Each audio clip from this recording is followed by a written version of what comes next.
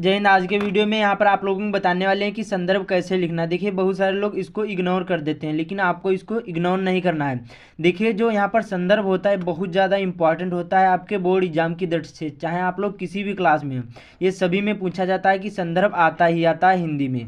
और देखिए इसको क्या होता है, देखिए 3 क्वेश्चन पूछे जाते हैं किसी भी क्लास में हो, 3 या 4 या कितने भी पूछे जाते हैं, लेकिन उसमें सबसे ज़्यादा मेन संदर्भ होता है।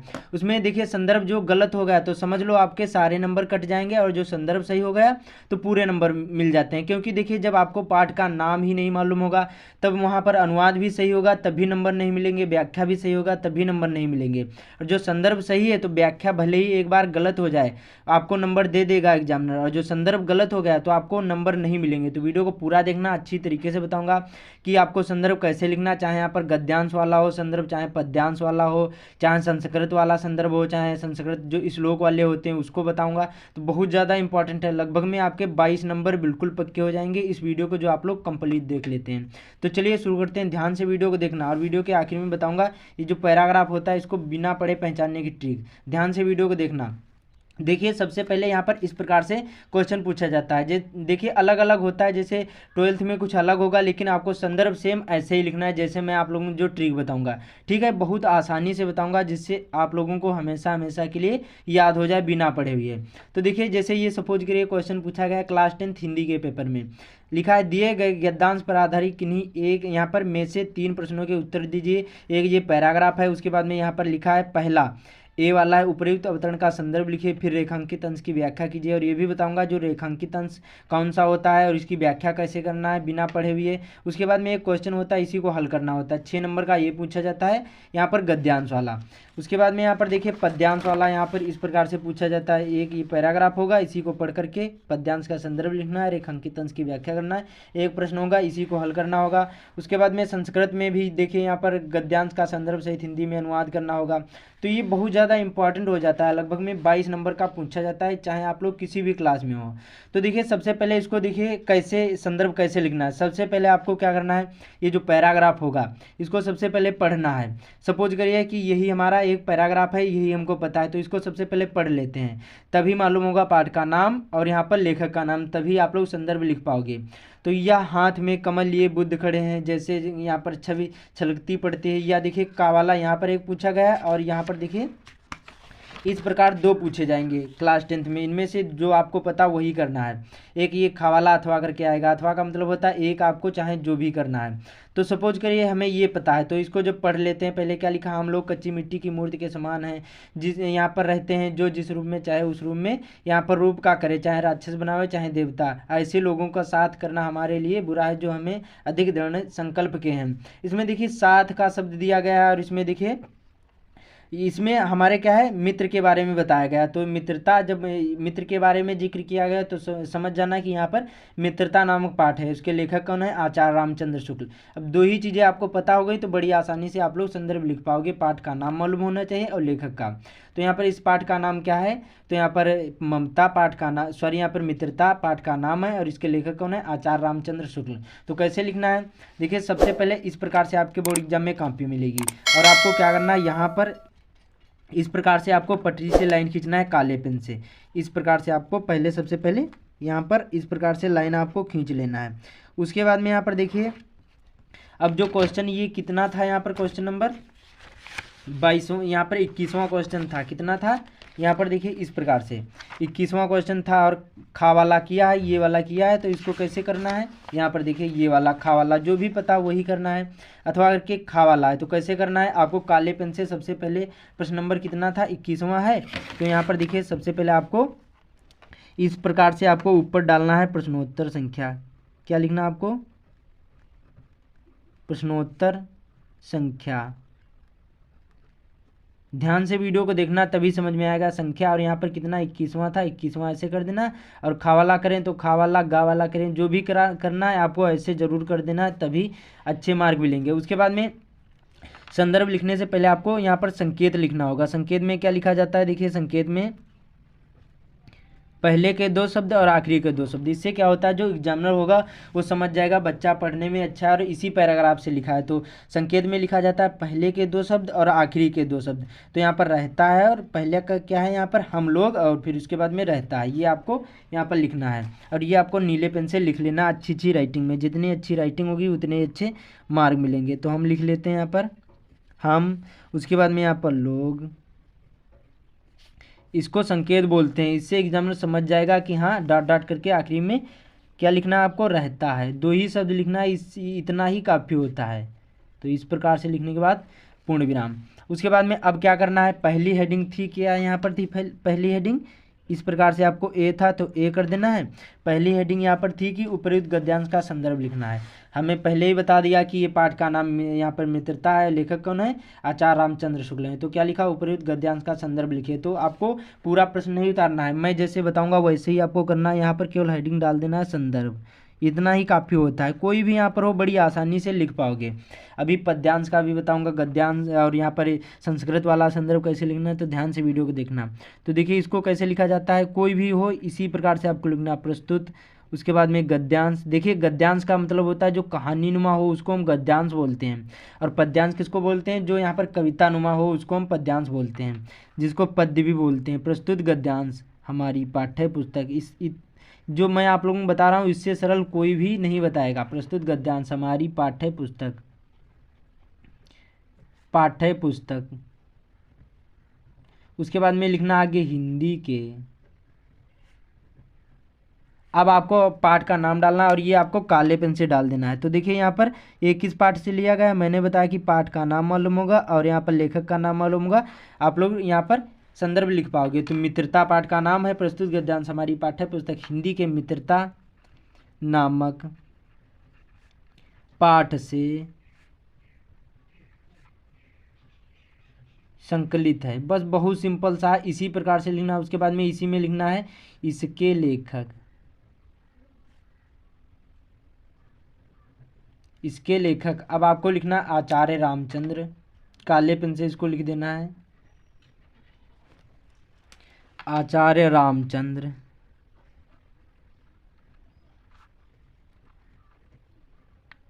शुक्ल जी।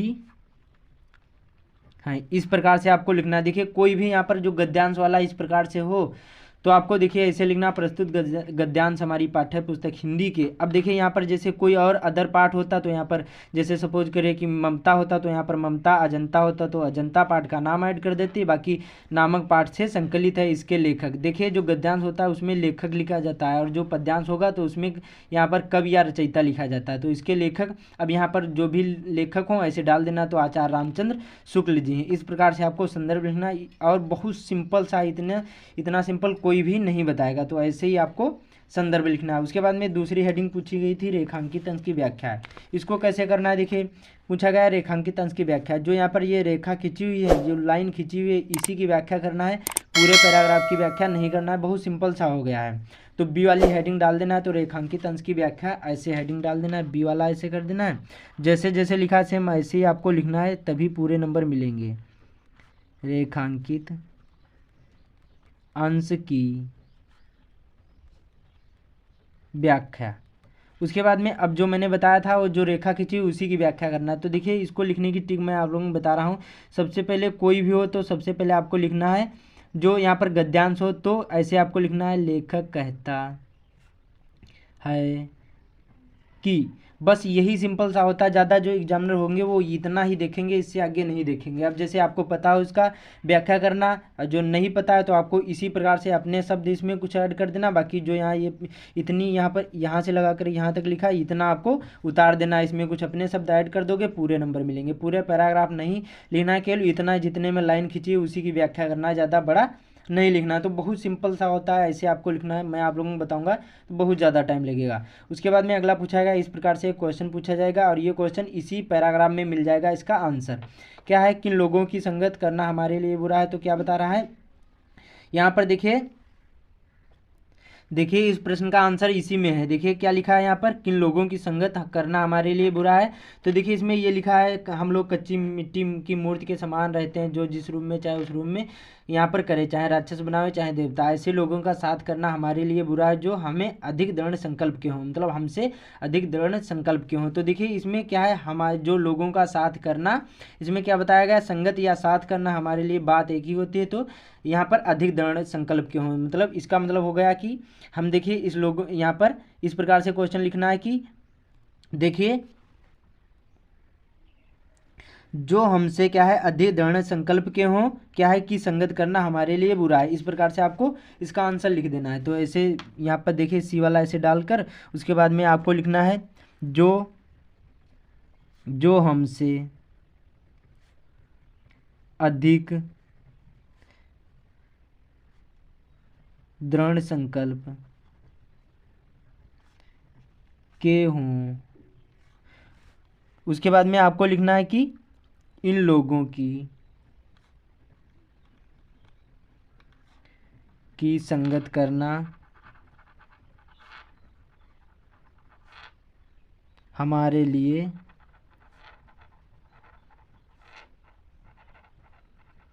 बुरा है। इस प्रकार से आपको लिखना है। देखिए रेखांकित अंश की व्याख्या करना है, अच्छी तरीके से आप लोग कर लोगे, मैंने आप लोगों को बता दिया। बाकी ऐसे आपको प्रश्न हल करना, कोई भी यहाँ पर हो इसी प्रकार से आपको हल करना है, चाहे जहाँ पर भी हो इसी प्रकार से आपको करना, बहुत सिंपल सा होता है। तो जो गद्यांश वाला होता है ऐसे ही आपको संदर्भ लिखना, मैंने आप लोगों को बता दिया, और ऐसे हेडिंग डालकर रेखांकित अंश की व्याख्या, बाकी ये क्वेश्चन कर देना। बाकी ये प्रश्न का उत्तर इसी में मिल जाता है, आप लोग ढूंढोगे।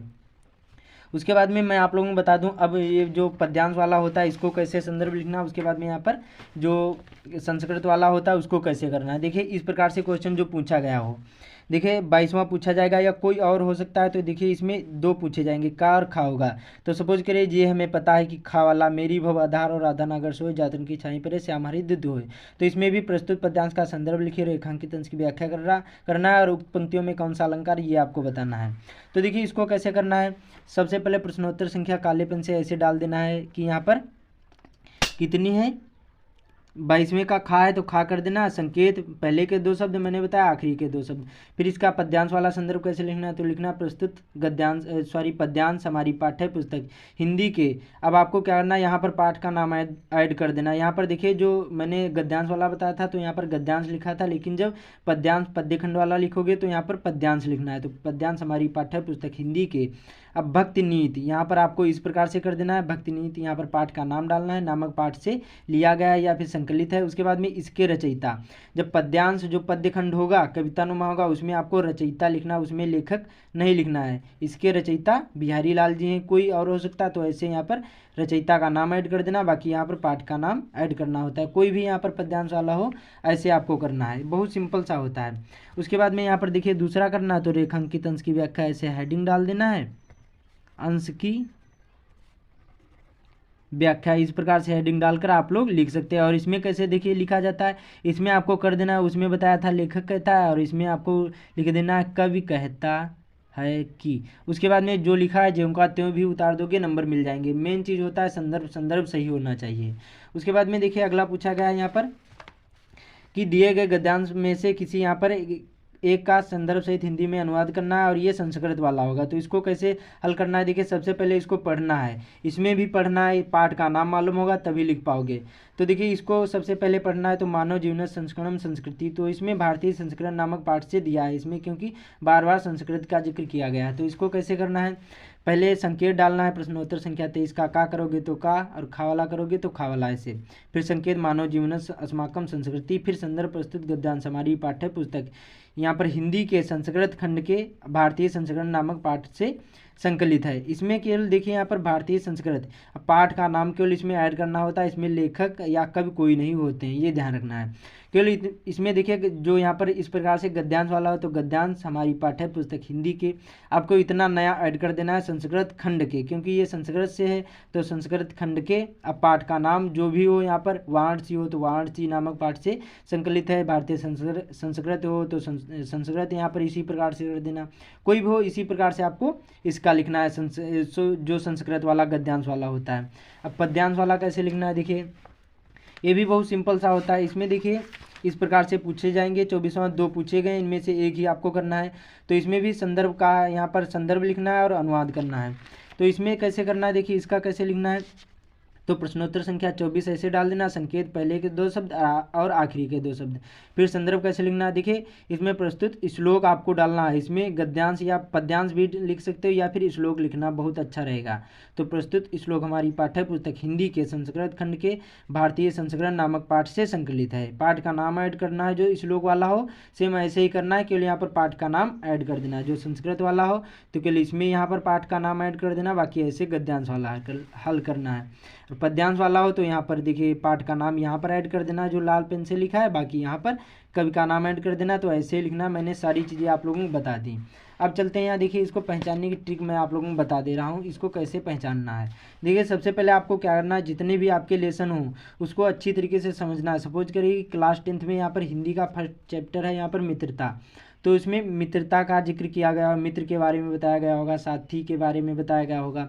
उसी प्रकार से ममता होगा तो ममता के बारे में बताया गया होगा। और देखिए जो पद्यांश वाला होगा तो इसमें भी अलग अलग होते हैं। जैसे देखिए ये सूर शब्द दिया है तो इसी में पढ़ोगे भगवान श्री कृष्ण के बारे में बताया गया होगा। और हर आखिरी में पाठ में पैराग्राफ में आखिरी में यहाँ पर सूर जरूर लिखा होगा, सूर लिखा होगा या सूरदास लिखा होगा। तो समझ जाना ये पद नामक पाठ से लिया गया है, क्लास 10th हिंदी में ये चैप्टर है।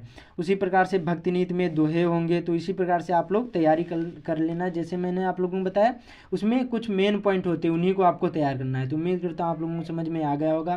तो इस वीडियो को ज़्यादा से ज़्यादा शेयर कर देना, बाकी चैनल पर पहली बार आए चैनल को सब्सक्राइब भी कर लेना। तो मिलते हैं अगले वीडियो में।